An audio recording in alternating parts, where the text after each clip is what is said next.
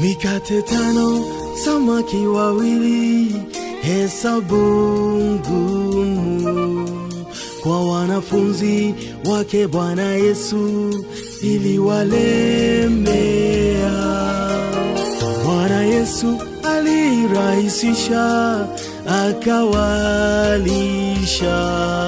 Nguvu za muujiza zinafanya kazi, Bwana waweza.